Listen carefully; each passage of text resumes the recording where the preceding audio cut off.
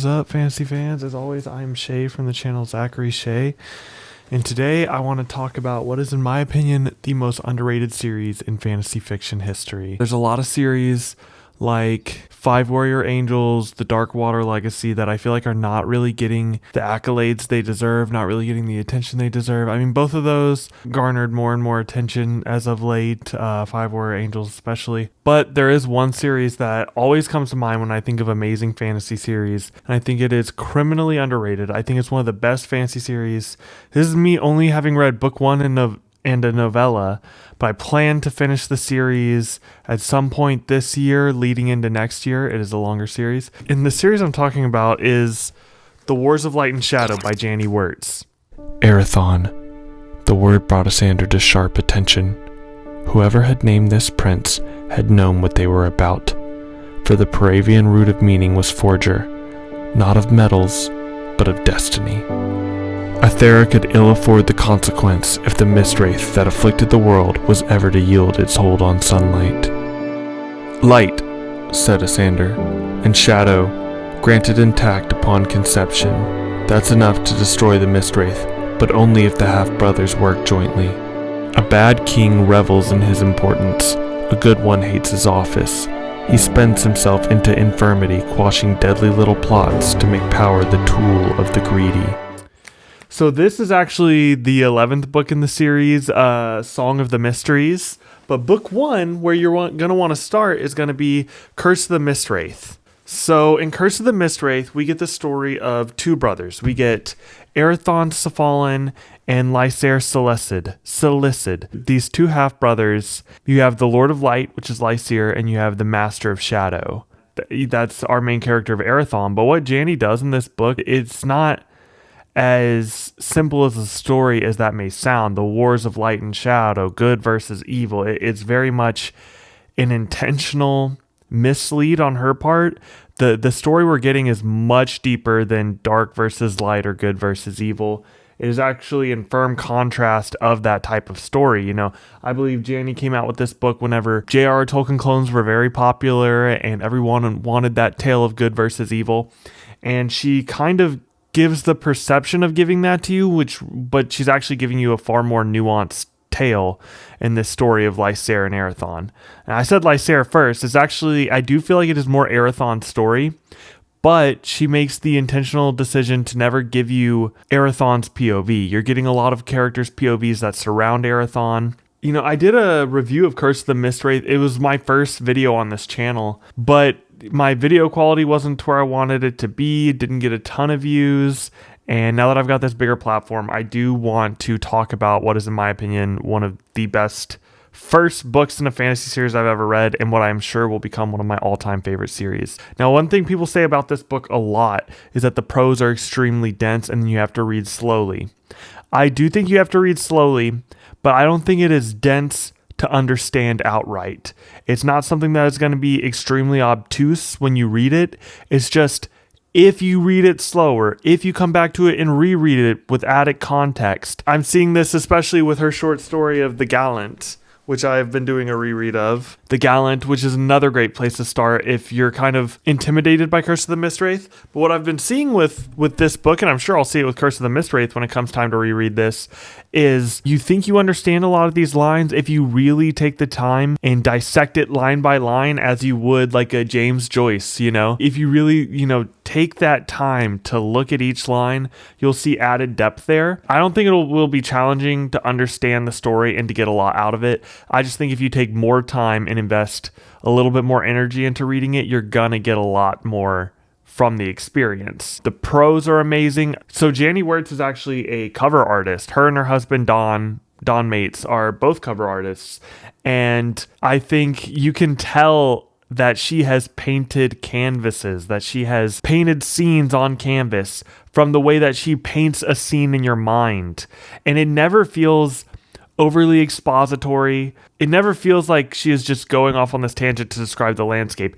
Every landscape, every scene she is setting is tied to the narrative and tied to the themes.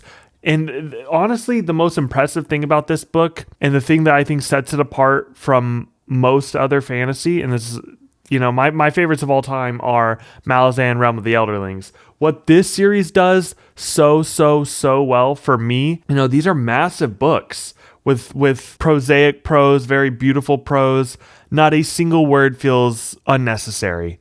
Every single word in this book feels like it was meticulously thought out to perfectly paint this scene in your mind. Nothing feels accidental.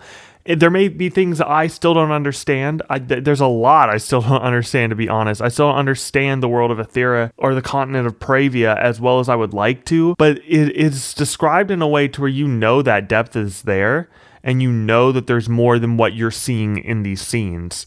And the structure of this book is very interesting in that we get multiple chapters, but each chapter is broken up into multiple segments. It's like 3 or 4 segments of varying length. Usually the first one is the longest and is the truest chapter. And at the end, you get a final segment that's 1 page and it's 3 sentences. Like a sentence, page break, a sentence, page break, a sentence. And it's usually describing characters we just saw in that chapter, or it'll be describing a new element that she is implementing into the story. But I think the structure is so captivating, and it felt like a treat. Not that the whole thing wasn't enjoyable, but those 3 sentences at the end of each chapter would always make me go, wow. They were always so eloquently put, so perfectly written. And with the context of the story and where you're at and the themes that were going on, those little lines always hit really hard, like whenever I was reading Curse of the Mistwraith. Now, I mentioned that there's also the Gallant. So the Gallant follows one of the Sorcerers of Seven, or one of the Fellowship of Seven, which is like this fellowship of wizard sorcerer guys. And it follows the story of Varain Sendient. A lot of people ask, can you read the Gallant before Curse of the Mistwraith, or should you read Curse first? Which would you recommend? I've had that question asked me a few times. I read Curse first, and then I read the Gallant. There's a few scenes in the Gallant where if you have the context of Curse of the Mistwraith, you'll get a little bit more out of them. But if you read the Gallant first and then go to Curse of the Mistwraith, you'll have a better understanding of the Paravians that aren't really fleshed out until, I believe, later books. I feel like it's much like The Fall from Ryan Cahill's Bound and the Broken. You can read The Fall first, or you can read A Blood and Fire. Depending on the order you read them in, you'll have a different context when reading each book, but neither book is really dependent on you having read the other one. Right now, Janie is working on her sequel to The Gallant called The Guardian, and I am very excited for that. I do think, if I were to compare these two, I would say The Gallant will win out just slightly. I do think Arathon is my favorite character she's ever written, but Varain and Lysia are very close behind him, and you just get a very cohesive story in The Gallant. So I would recommend people who are antsy or nervous about starting a full-length series to start with The Gallant. See how you feel about her prose style, her character work, and you also get she is planning a sequel for The Gallant called The Guardian, but you get a full narrative and you can see a beginning, middle, and end to this story that she's telling in The Gallant. And it's 100 pages. She tells it so well in such a short page count. I feel like if you read that first, you may have the faith to be like, okay, in book 1, I may not understand everything, but I know that she's going to see me through because I have given her faith. In The Gallant, she was able to deliver on things she promised, and it was an amazing story. Curse of the Mistwraith, it is a lot of setup. It's not all setup. It's not one of those books where it's just setting up later books. It is a cohesive story in and of itself, and I thought it was amazing. I thought book 1, 5 out of 5 stars, even on its own. Even if I never would read a book 2, I thought it was 5 out of 5 stars. But it does set up a lot of stuff that you won't see until, I'm assuming, way later in the series. So she has a 5-arc series. So it's Curse of the Mistwraith, then it's Ships of Merrier, Warhost of Vastmark. So 2 books. It was originally 1 book, but it's split into 2 books, is the 2nd arc. Then you have the 3rd arc, which is Alliance of Light. The 4th arc is 2 books. The 5th arc is going to be Song of the Mysteries, which just came out, and she is releasing the paperback soon. And guys, I'm telling you, if you don't have the time to devote to this whole series, buy some of the books. Read it 1 arc at a time, because Janie Words is one of the best fantasy authors, and I think we as a community should give some support by buying these books, by leaving reviews on Goodreads, on Amazon. These are just next level good. And the lack of attention this series has gotten is criminal. I know lately there have been, John from Talking Story, Nerd Level Rising, people much bigger than myself are covering this book and doing an amazing job of it. But I would like to add my voice into the movement of pushing Janny Wirtz into the fantasy community. She is absolutely phenomenal. Her passion. This series was almost not completed. Her publisher did not see the worth of the series, and she had to fight tooth and nail. And this is no slight against any authors, but we see a time where authors that are the most popular thing on the shelves and they don't want to finish their series. I'm not saying they don't want to, but for whatever reason, personal life, mental health issues, whatever is going on in their personal life, they're not able to finish the series that everyone is begging them to finish. I could name some names, I'm not going to. And then we have Janny Wirtz, who her publisher did not see the value of the series, and she had to fight tooth and nail to publish each book. When you have that level of passion for something, it is always going to shine through in the prose, in the scenes, in the characters, in the world.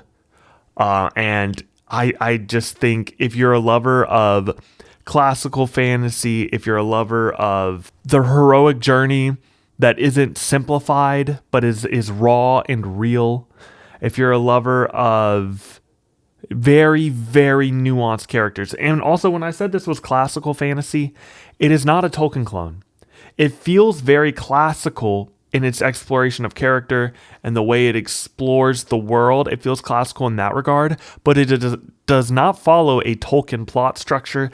The world is not a one-to-one of Tolkien. She has her own race. She has the Paravians, which are such an interesting race or set of races. They feel so ethereal, almost godlike. The Paravians, the Fellowship of Seven, the Coriathean, all of these elements come together to create a narrative that is as impactful and powerful as it is beautiful.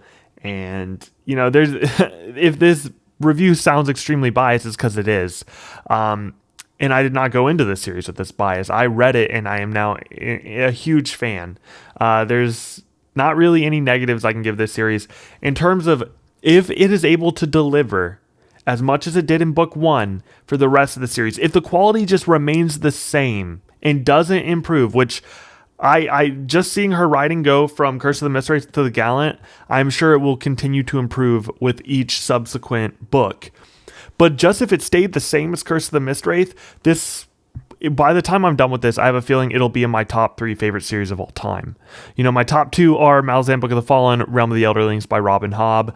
I always put Janny Wirtz's name in the conversation with those other 2 authors. So if you love Malazan, if you love Realm of the Elderlings, I'm telling you, if you love Tolkien, there's something here for you, and you need to check it out. Peace.